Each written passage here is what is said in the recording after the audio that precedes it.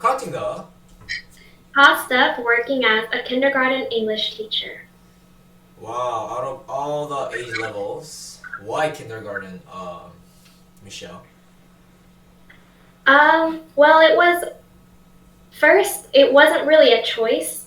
And then after some experience, I just continued to work as a kindergarten English teacher because I enjoyed it. But it actually wasn't a choice for me in the beginning. What do you mean it wasn't a choice? That was available at that time. The position was available.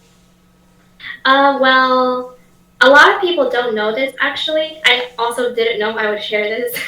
But I there was a time in my life not long ago where my parents had cut off their finances for me, like Oh, completely.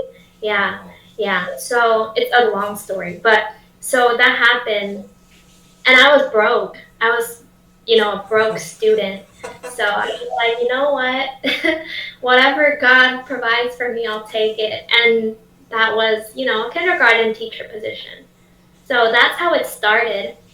And yeah, here I am. I just continued in it because I enjoy it. And I, officially then was able to work at a different company and so on.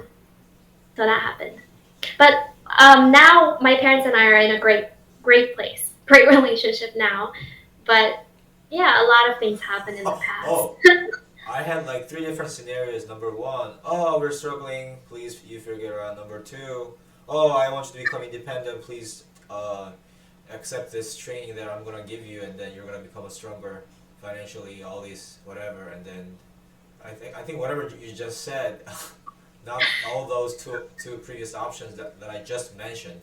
So Mhm. it was because you guys had a rift in your relationship, and then it got better. Yes, it was bad. I would say it was probably the worst it had ever been in my life.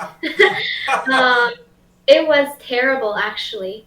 Wow. But yeah, so I kind of had to, I didn't have anyone to rely on financially, like in terms of like people. So that happened. And then honestly, it's because of God that we came together in Wow. the end. Yeah, it Wow. couldn't have happened another way. Wow. So yeah, That's the something. way we like came back into communicating was also a really, to me, it was a miraculous way because I didn't talk to them for a long time. Wow. Mhm. I feel like that's very difficult to do. It was. Yeah, it was really difficult. I would say I was mildly to moderately depressed Yeah, during that time. I can imagine that. Um, Not even realizing that I was, but I definitely was. Well, Yeah. I think even if the other party, when they're in the wrong, if they're really close to you, it takes a lot of tolls on you. Yeah, that's true. And the thing is, though, my parents it didn't take them long until they wanted to talk to me again, which they did, but I was the one who was being stubborn and wasn't really trying to, contact them because there was just so much emotion behind it, like negative emotion. But yeah, so it was a hard time. It was definitely a hard time. But Wow. I'm glad that I went through it because I learned so much from it.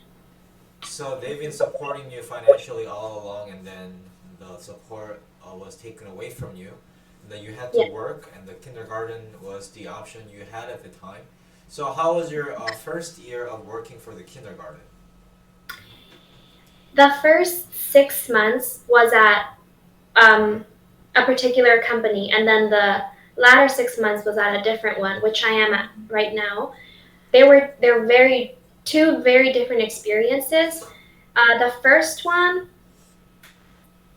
the thing about this company is they don't give you training, so you're just kind of thrown in there day one without any explanation or training whatsoever.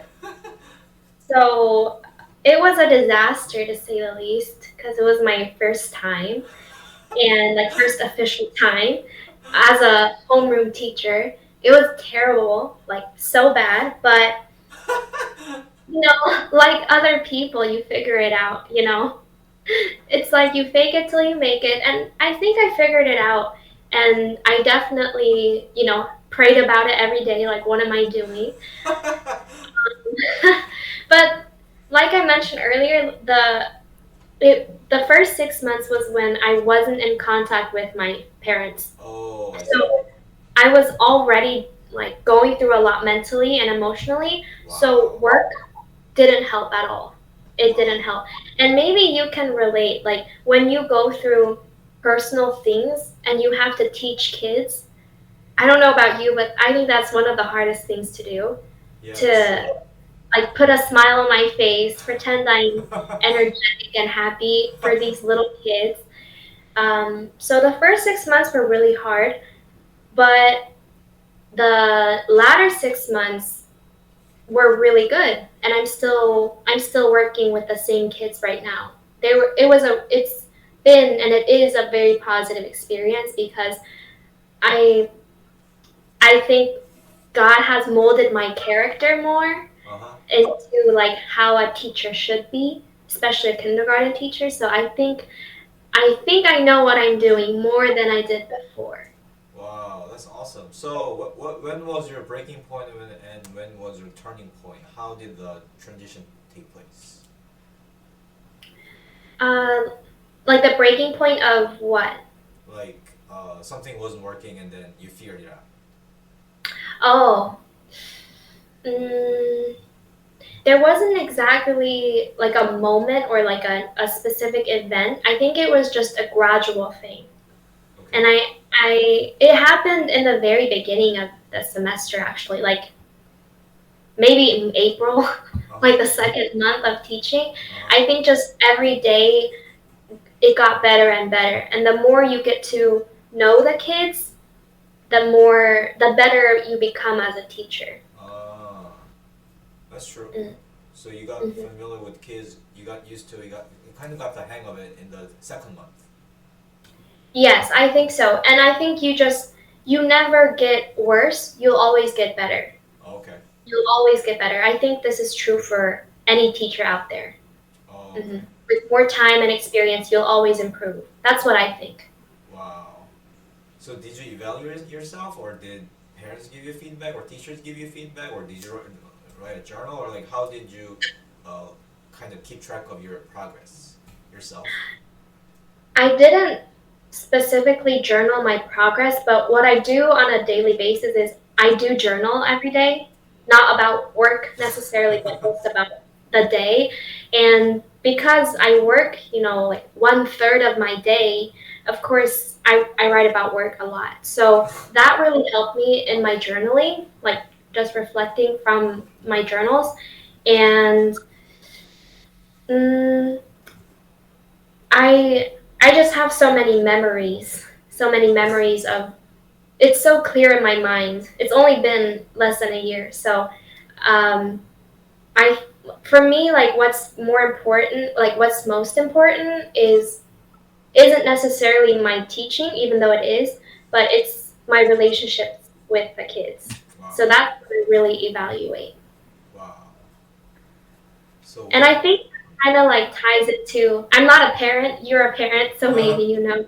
But I think it like this is the closest thing I can picture to like a parent and their child, and how you care for that child really shows in that child and how they grow up. So, Wow, yeah.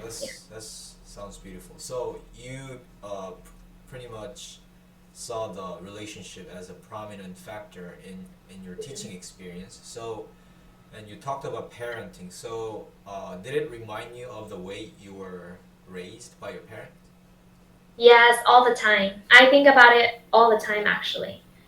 And also because this is my biggest dream in life, more than anything else, career or money or whatever, is to become a parent. That's my biggest dream in life ever, Wow. if anyone were to ask me. So um, I do reflect on how I was raised, what my parents did right, what they did wrong. And uh, even though these kids that I teach are not my own children, I treat them the way I treat them the way that I think is right. So I believe that I treat them the best way that I can. Wow. Mm, yeah, that's what I really focus on. I'm more of a like relationship person with people than like I'm more emotional than logical. If that makes sense. Yeah. I think when relationship is solid, emotion will be followed. You know what I mean? Mhm. Yeah, When something right is happening, you will feel pretty good. I agree. Yeah. So, so you don't have to just talk about your parents, but in your past experience as a student, as a child, what was the wrong kind of way of being taught as a student or as a child? Like raw way of Sorry, being wrong, taught. wrong, like Oh, wrong, wrong. wrong way. Sorry. Oh man, there's so many, I think. But I think we all have our own personal things where we think, wow, my parents did this wrong, and I would never do that. Like, I think we have these thoughts. I think most people do. But for me, I think it was, and same with my experience from teachers, some teachers, I don't think I got complimented enough. And I think people forget how important it is to compliment your children. And I don't just mean like, oh, you're doing great in whatever it is, but just in general, receiving like positive words and feedback and encouragement. And in a way, I think I've also been abused, like verbally abused. That has definitely happened in my life many times. So I'm very sensitive to not necessarily words, but how people speak to me. Like if someone raises their voice, I that's a big trigger, for example. So yeah, I think that's definitely one of the biggest things. Yeah, like how you speak to people. And from teachers, I would say for me, the worst experience was experiencing teachers who treated me differently because I was a minority, because my race is a minority. I've definitely experienced that, but that's common. Yeah. Hmm. Actually, I mean, I was in America for 2 years, but I didn't even think about the word or the concept of racism. I was acting like I was a cool dude. I didn't even imagine anybody discriminating against me. I was in kind of bubble because I was in university campus, Christian campus, and when I was doing the counseling slash missionary training at the university. So I was working and kind of like I had my family like cruise, cooking and eating and learning and talking to people, serving people on the street, getting contacts, helping people. So personally, I didn't really feel too much of that because I always had my friends next to me. But Hmm. I think it would be a completely different story when you are outside of the school or that kind of bubble group. So, in how many countries and how was your experience in respective countries? In total, I've lived in 5 countries in my Okay. life, Yeah. and each country is different and unique in their own way. But in terms of, are you asking in terms of racism or Uh, just in general? just in general, like what was your uh, experience briefly in each country? Hmm. If there is something that molds you into a person that you are today as a teacher. Mm. Well, to begin with, because I was born in Korea, and I lived here the first maybe 5 years of my life, or 4 or 5 years. think that is actually a very important factor of being a teacher here, because if I wasn't Korean and if I didn't experience the Korean culture, I wouldn't I would be missing out on so much, and I also wouldn't know how to handle certain situations in my classroom because I'm teaching Korean kids. And I'm teaching and the parents are Korean. So when, dealing with parents, dealing with the children, and also, my director, I think it's important that I know how the Korean system is, because if I didn't, I would be very naive, and I think they would, in a way, could step all over me, and as they do to some other foreign teachers. So I think that is actually very important for me, and mm, it's kind of a hard question, but a good question. I think in America, where I lived the longest, if not second longest, mm, I think that's where I think that's where I learned or identified my identity for the first time. So mm, it does help me in my teaching. It does help me in my teaching because of the experiences that I had in America, and also how I think that's the country where I first found out like what I want to do in life, even though that may have changed, but the desires that I have in life. And I think as a teacher, if there's nothing wrong with not knowing what you want to do, but if you know what you want to do and you have strong roots, at least in what you value, it definitely does help. And it sets a good example for the kids, even if they're 4 and 5 years old, like the ones I'm teaching now. I lived in the Philippines for a very short time. I don't know if my character was molded there. I was very young. I think I was 4 years old, 3 or 4. Um, I don't think anything happened there. That was all I did was play, and that was it. I Okay. think in Germany, and I've told you before briefly, but that's where I experienced my first racism, and the first racist experience that you experience as a child will stay with you for the rest of your life. It's memorable. It's memorable.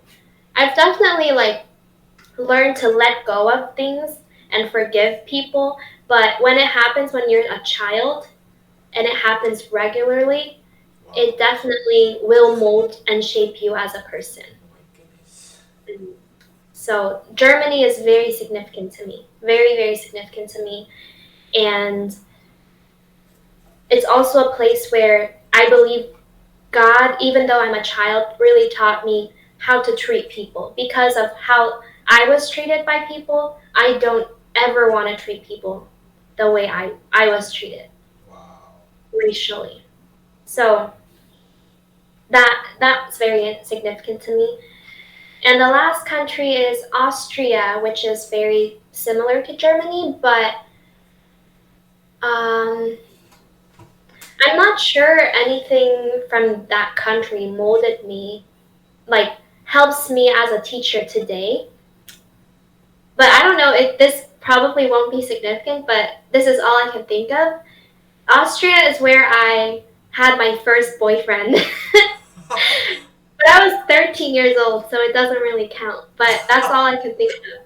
And I learned my first, like, wow, this is what it feels like to, be with someone. But it doesn't help me in my job. So there's that. Wow, that's so funny. So, so you said being born in Korea, having Korean parents, uh, Mm. are, are helping you cope with different situations and dealing with parents and dealing with your director, kids. So, what do you think the difference between Korea and other Western countries that you have experienced in terms of school dynamic? What was the uh, major difference that you have seen that you think that is very big? I think there are many, but I think the most major thing is in general, Koreans have a very different mindset from Westerners. One of the biggest differences is that Koreans like to conform to things instead of asking questions. Like, Oh, why does this happen or how does this process happen? I what I've seen and observed, even in kids, even in like the kids that I teach now, is that they don't when I tell them to do something, they're not curious. They don't want to know like why they have to do it. Whereas I think in Western countries, students are much more um, intrigued by different ideas and situations, but or just problems in school. But what I've seen in Korea is that they just conform. Same thing with like when COVID happened, they were like, please wear your masks. I believe all Koreans wear masks, if not 99% of them. You go to America, they were so rebellious. So I think the same mindset is in the children, wow. which results in schools and the education system being that way as well. So I think that's the biggest difference is that students in Korea, they just do whatever an authority figure tells them to do without questioning, whereas other countries they don't do that in their culture. So pros and cons, I think. Yeah. Wow. So do you think there is a strength and weakness in uh, each model, conforming students and more, I don't know, independent I students? do, yes. Yes, definitely. Because the strength in more independent students is that they're curious and they ask questions, even if it may be annoying to the teachers. The strength is that I believe the more curious you are in life, the more answers you will receive, the more wisdom you'll have. And the con is that a lot of times it results in rebellion and more conflict, deeper conflict. The pro in the Korean system is that because people conform, they actually listen to rules and uh, like in education, people listen for the most part. And when you compare Korea to other countries from a political aspect, people listen. People are so obedient, and it's all about like how a lot of Asian countries are all about everyone as a whole, Yeah, all of us together. yeah, Whereas Westerners are like, it's all about me, yeah, individual, my freedom, yeah. and my opinions. Korea is not like that. So I think that's a pro, and that things are able to get done quickly. But the con is that their mindsets are so narrow and not able to expand in their ideas Wow, because they're just conformed into that one thing or that one rule, whatever they hear. wow. That was super comprehensive, super insightful. So let's go to America. So, like, when did you find out that this is something was what you wanted to do? Mm, I found out I believe, junior or senior year in high school. But what I wanted to do back then so badly is not what I want to do today. But back then, I wanted to major in music. Actually, I wanted to major in music since I was a child, but in America is when it really stuck with me. So I've always played piano my whole life, classical piano, and um, people told me that you're very musical, you should do music. A lot of people told me. So that is when I was like, okay, this is the way. And I actually applied to study music for college, and I got accepted, and I also got a scholarship and all. But yeah, but this is where my parents come in again. Not to make them look bad or anything. Like they're great people, I promise. But it's again the Korean mindset. It's again like practicality. Is music practical? You know, is this gonna earn you money in the future? All these things. And back then, I didn't have any money. I was financially completely relying on my parents. If they weren't gonna pay for my tuition, I wasn't gonna go to college, which is why I didn't study music. I couldn't study music because my parents believed it was impractical for me to go into that field. Oh, But I don't regret it anymore. I'm actually thankful that I didn't study music. Yeah. so it wasn't full scholarship. It was just a first semester or something, like first year. No, it was, I forget, I honestly forget, it's been a while. It wasn't like a full ride, but it was a really good scholarship for an international student. Oh, okay. Mm, I guess yeah. your parents had to pay something.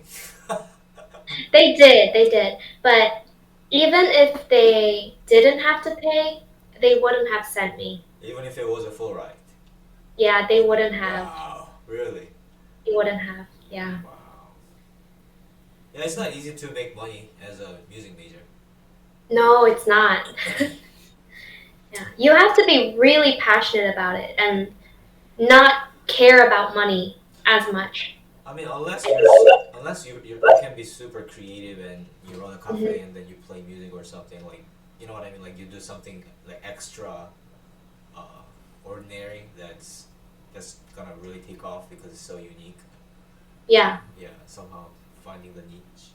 Um, Hmm. so when was the breakthrough? When you like, how did you figure it out when people are constantly discriminating against you because you look different? Mm. I didn't figure it out until I was like 18. Took me a while. And 18 or I don't know, 19 was when I left Germany for the last time. And while I was, so yeah, basically, like most of my life, I experienced racism, not like in severe ways, but moderately, but consistently. And when I left Germany, I told myself I'm never living here again. It because of how I've been treated by certain strangers. But it wasn't until after I came back to Korea from Germany and I had to like analyze it and go through it mentally on my own. So I had to kind of remove myself from the country itself and just reflect. And I think sometimes you just have to be by yourself in a quiet space and just think through things to actually be able to have a breakthrough. And instead of, ignoring it and pushing it away, you have to go through it. And I think that's when it happened. And I do believe that God is the one who helped me through it. I really do. Because it was definitely like a conflict, an internal conflict of mine. Like, why is this happening? And all these different thoughts. But um, yeah, and also just I think I was just really grateful to be in Korea at the time because I was like, wow, this country is so amazing. I don't experience any racism. I look at others and they look like me. Um, and that is honestly a blessing that people don't recognize. But it's a blessing to live in a country where you are not discriminated for how you look. Yeah. Wow. So the forgiveness or the reconciliation with your former self, so to speak, and those people that discriminated against you came after you removed yourself from the land of discrimination, and then you did your own self inventory and all these things. So what was the conclusion that you made? The conclusion was that people will always treat you however they want to treat you. And I also have to remember that um, not everyone knows Christ. Not everyone, and not just Christ, but not everyone has experienced a good, wholesome group of people around them who uplift them and encourage them. I think when there is a lot of lack of love and encouragement in your life, you can't show it to others because you were never taught how to show it. So I can't blame those people forever because that blame and hate will just stay in me and eat me alive. So there was no other option. I had to forgive them. I had to forgive them. I had to let go in order to have a better life, better mindset for my own. Because when you dislike or hate others, it's only bad for you and not for them. So that was my conclusion of it. Wow, that's true. Actually, I can't imagine what it means to be discriminated, be discriminated against. I mean, I was a kid. I was small. Um, I mean, I was bullied. I think I was bullied and I was bullying others.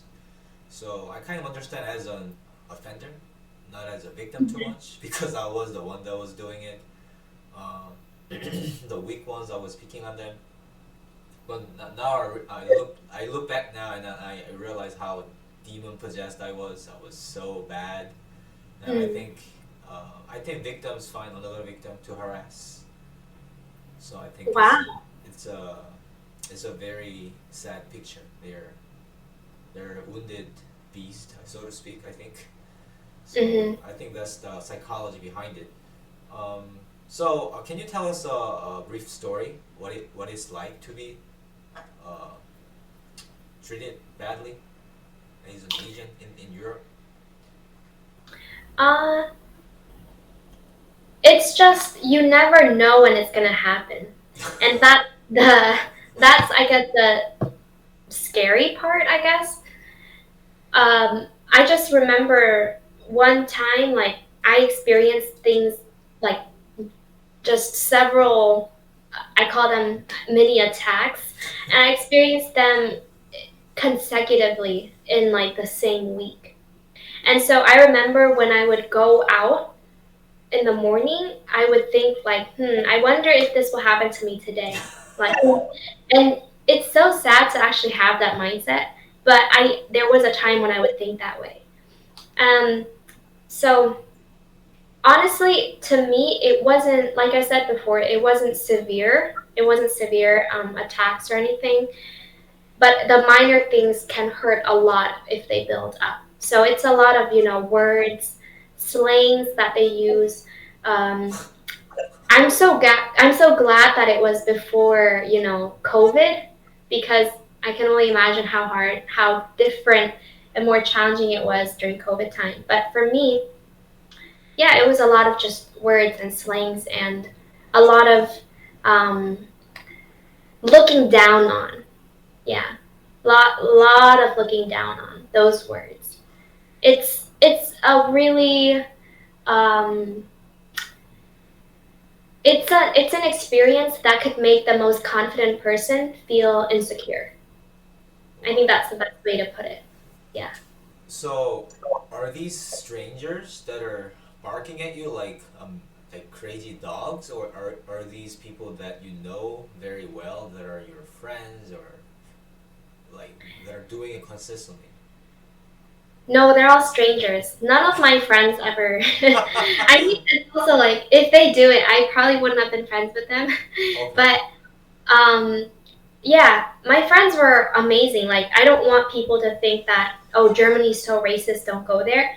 Absolutely not. Germany is amazing. It has so many pros to the country. And I met really wonderful people there. But um, the people who are racially ignorant were all strangers. Yeah. Like random people you see on the street. Okay. Those were the people. Okay. Mhm. Wow. That's awesome. So, what is the strength of Germany that Korea doesn't have Uh, in terms of people? Like, in terms of people. if we can see them as an asset, like what does Germany have that contribute to this world that you don't really see in Korea that we really lack? I can think of one thing, definitely.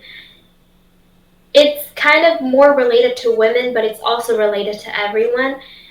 There was an interview years ago with German women, and I think they were German women who had lived in Korea. And they were asking, why are Korean women so focused on the outward beauty? Why are they so focused on how they look on the outside and how others view them, how men view them? And when I heard that interview, it was actually very relatable to me because when you go to Germany and you get to know like Germans in person and befriend them, they are very intellectual. Wow. Germans are some of the most intellectual people I've ever met in the countries that I have lived in. And they are so full of wisdom and knowledge and experience. And even the really young people, like teenagers, Wow. have so much intellect because they read a lot of books. Wow. They're very interested in politics, and they are very much aware of how the world works as a whole. Wow. And like diplomatically, like their minds are incredible. A lot of them, not all, but of course, but a lot of them, they are so intellectual, and they're very focused on those things. So they don't have time to waste on how they look on the outside. They're so focused here. Um, and I'm talking like generally, not all of them, of course. So I think that's quite the opposite from what I've seen in Korea, especially in Korean women.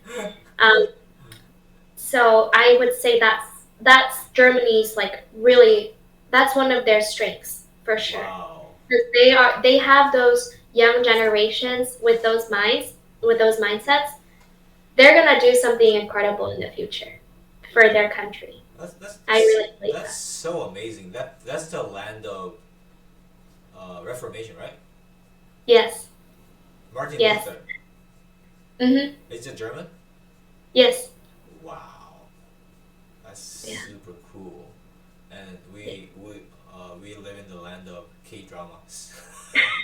I know. I think I blame it on K dramas and K pop. I do.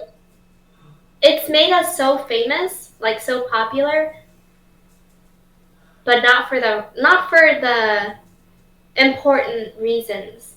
I believe.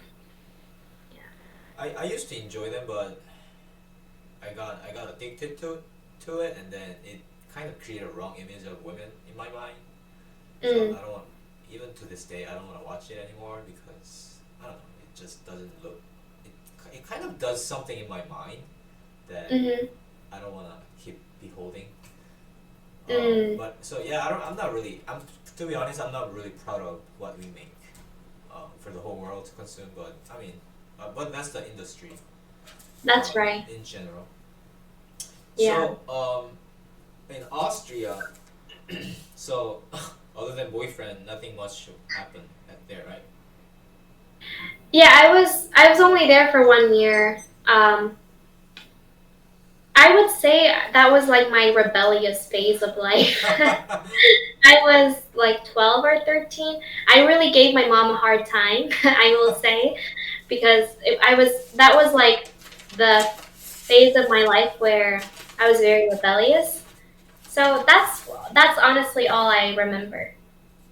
Wow, I see.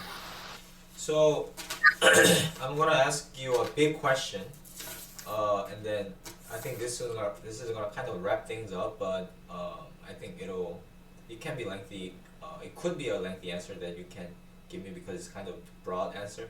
So we talked about racism, we talked about rebellion, we talked about practicality in life, we talked about culture. So as a teacher, um, uh, when you look back, when you were unlearning and learning, unlearning bad things and learning good things, who were there as models, teachers, parents that model them for you, um, Mm. that shaped you into a person that you are today? Oh, that's a really good question. I wish I could like take notes first, but um, since I'm, on the spot, um, hmm, yeah, that's a really good question. Are you asking like people who were there for me who helped shape my character Exactly. Yeah. as role models? Yeah. Um, hmm. When I think about it, I think, well, I went to a Christian academy in high school. And those 4 years of high school were some of the best years of my life so far Wow. because I had such a great community around me. I think that is where, because like the term role model for me is to this day very hard to digest because I don't see, like currently in my life, I don't view people as role models for me. I view them as, oh, I can learn this from this person, that from that person, but they are not my role model. Yeah. But if I had to pick, certain people who I really did look up to was one, my history teacher in high school, and also history has always been my favorite subject, so we kind of connected on that. Um, I would say he was the closest thing I had to a role model and who also helped shape me into who I am today because um, one, he taught history, which I loved, and two, he he was a Christian, like he was more than a teacher. He was, a fellow Christian who I really looked up to because of his spirituality. And I remember he was an open book. And one thing I really appreciate about people is when they're vulnerable. I love vulnerability because I think I'm a very vulnerable person. And so I love that when, it connects. And he would share to, us, his students, about his spiritual life, what he did right, what he did wrong. And um, one of the most powerful things he ever shared, which I still think about today, is he shared a dream that he had, a real dream. And in his dream, it was, the second coming of Jesus. And he said that in his dream, everyone, all his family, his friends were going up to heaven. Like he saw them, going up to heaven with Jesus. And he was the only one left. Wow. And the way I'm explaining it now is not good. Like the way he explained it was so like he painted a picture for me. He painted a whole picture for me. And he said that and he would jump, up and down on the ground trying to get up, but he couldn't. He couldn't go up. And Jesus was, going up with all these people, all his parents, his loved ones, his friends, were all going up. And he said that, oh, I was the only one left. And Jesus didn't even look at me. He was gone. And this was so powerful to me because at the time I didn't really have a good relationship. Like, not good, I didn't have a rooted relationship with God. I was very lukewarm. I was like, oh, some days, other days I wasn't. So when I heard this story, it was very powerful to me. And so, and it's a lot of other things that he did as well that really impacted me, but I would say him because he was not only a phenomenal teacher, just based on like his teaching strategies, but he was such good role model as a Christian. Wow. So yeah, and I actually in my major, I took modern history as my major in education. And a lot of the reason why I chose modern history is also because of him, because of how he made my experience in history so amazing in high school. And so when I messaged him years ago, I told him, hey, it was a long letter, but I told him I decided to major in modern history in education because I want to be an amazing history teacher like you have been to me. So it's a great student teacher relationship that I value. Wow. Yeah. That sounds so beautiful. So he was authentic. He was authentic, he was vulnerable, he was cuz a lot of here's the thing about Christian academies, just because you're at a Christian academy doesn't mean all the teachers are saints, you know. Yeah, that's true. No, you see a lot of mistakes and faults and sin in teachers. But Inconsistencies. right, but this person is just very raw and honest at all times. Wow. Yeah. That's so awesome. Um, I have a last question. So, why did you move so much? People ask me that a lot. It, I move so much because, and I people assume, well, a lot of people think it's because, oh, is your dad a diplomat? They ask me. He's not a diplomat at all. We moved because my parents really believed. Well, first, my parents didn't believe in Korean education. They're anti-Korean education, and I'm also that way. Probably why. They hate the idea of students in Korea sitting down, um, not being able to do anything but study until like midnight. They hate that. And so they wanted my sister and I to have a different more opportunities and learn different languages and have, a diverse cultural experience in different countries, which is why we moved to like different places. Yeah. so literally, your parents took you guys around to expose you to different countries' education and culture. Yes. That's the only reason.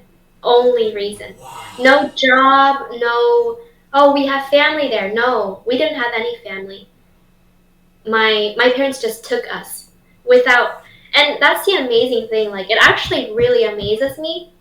My parents didn't know a single word in German, and they were like, hey, my sister one day was like, hey, I want to learn German. So my parents were like, okay, we're packing our bags. And so we all got on a plane and went. And my mom learned German as well. My dad, he visited a lot. He had to stay in Korea because he has a job here.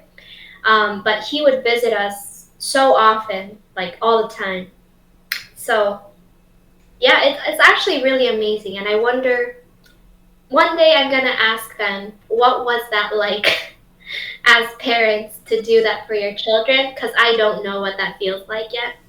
But Wow. Your parents are the best parents I've ever heard. Like literally, like there's would you do that for your daughter though? no. Like if she wanted to? No, so this is a no part. I would do it if I can be with my children, Mm, not working in Korea. Because my father passed away when I was in high school, mm-hmm. so I hate separation. Yeah, So, yeah. but that's just so much sacrifice. What your dad did and your mom. So your mom was literally living with you, and that your Mm-hmm. dad was supporting you, working and Mm-hmm. constantly visiting, Yes, often. yes. That was my life. That was literally my life.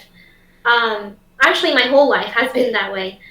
Um, so in a way, my dad wasn't always present, but the relationship I have with him now, it's a really good relationship because, and I really think it's because he visited us so often and for like long, lengthy stays. So Actually, that's I never felt like he wasn't there. Actually, that's also really phenomenal because most people that are working, they're tied to work, they can't visit. But your dad was also able to support you, and then he was able to visit you often. Yeah. That's so His remarkable. his job allowed him to do that. Like he he's a businessman, Yeah, exactly. and yeah, so it's very flexible. Like because it's his business. So he's like, okay, bye, and then yeah. So it worked out, but for a lot of people, it wouldn't work out that way. Yeah, only business owners can do that. Mhm. Yeah. Wow, that's so amazing.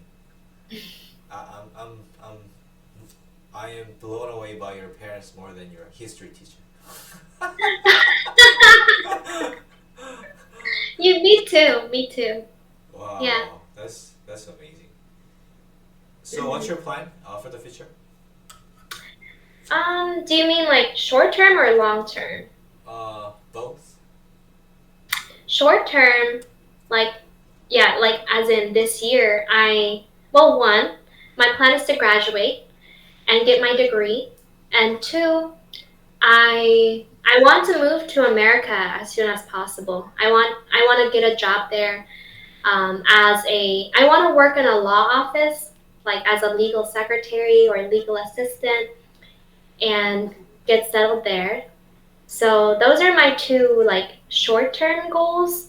Long term, I do want to become a lawyer. That is my lifelong dream in terms of career. And but like I mentioned before, my biggest dream is to have kids. I think that is, and maybe you'll agree. I think that is the most rewarding job you'll ever get in life. And Why do you say that?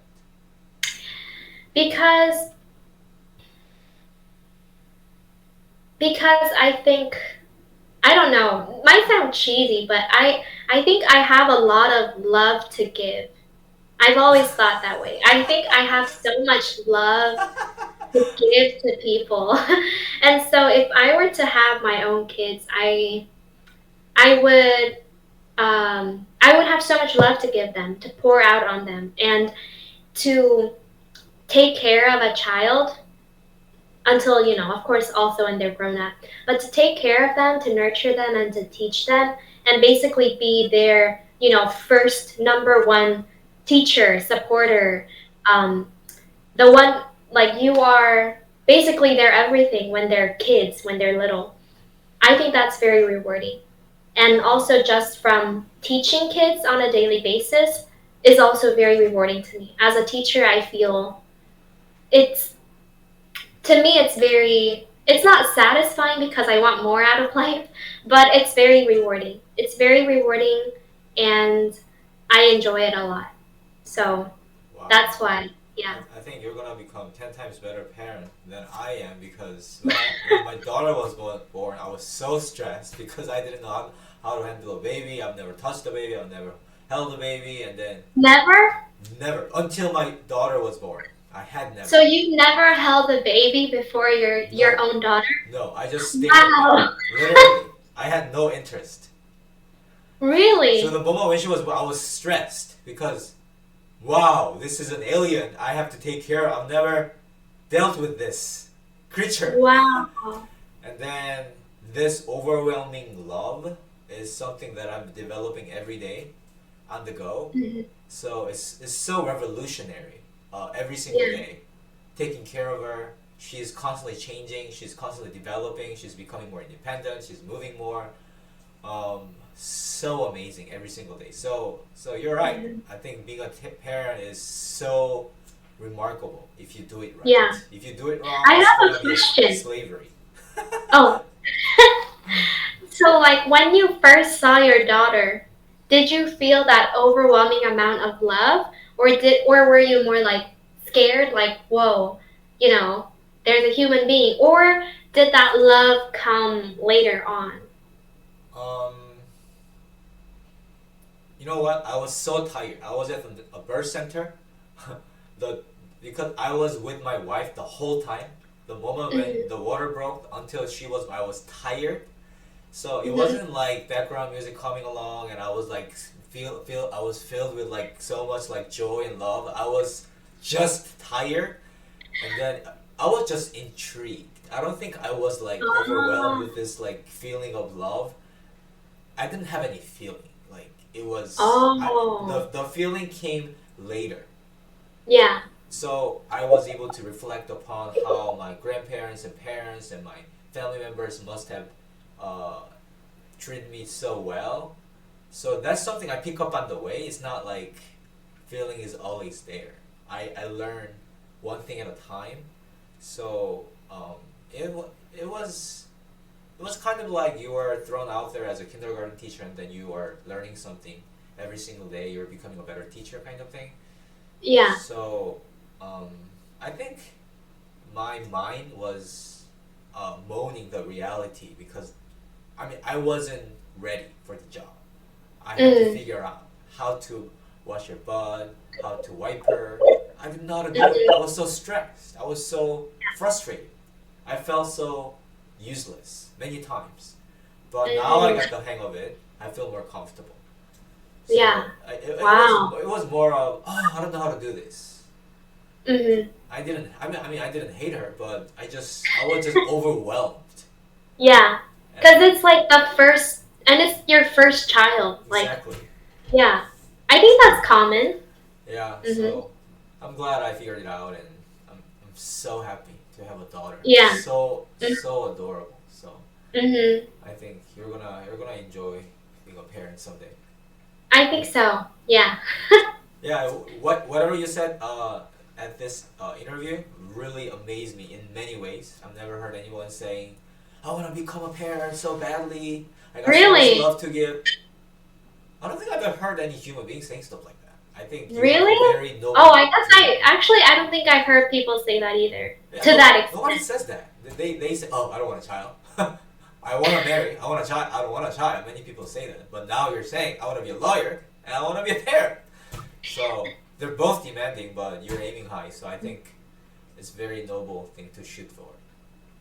Thank you. And your parents' stories and all your experiences in different countries Mhm. was so authentic and very informative.